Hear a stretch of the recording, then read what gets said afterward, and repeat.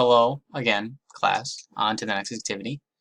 This activity, after watching the video and stuff, we're going to be looking at an actual Fibonacci calculator that kind of helps us understand the numbers inside the Fibonacci sequence more. So you'll go to this link here, and that'll bring you to this site, which I already have open, but we'll just go to this one. So basically what this is on the left here, you input a number, we'll say 10, and it'll show you the 10th number in the Fibonacci sequence. If we do, 100, that's the 100th number.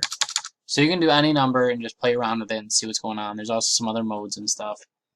It also tells you more about the Fibonacci sequence. It tells you exactly what it is, the formula to find the nth term, with some symbols that we don't really need to know, but yeah.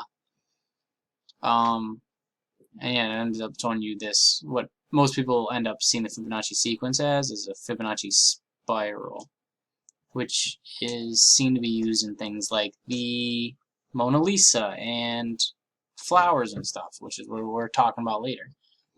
So all you're really going to be doing is playing around with this, checking out some numbers, reading this a little bit. You don't like some of the stuff that's a little not of our speed.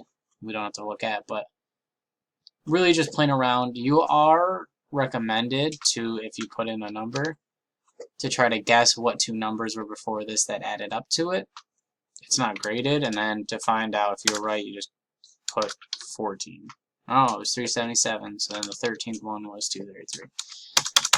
So yeah, that's all this is really about, just messing around with this, checking this out, really getting a more in-depth understanding of the Fibonacci sequence itself.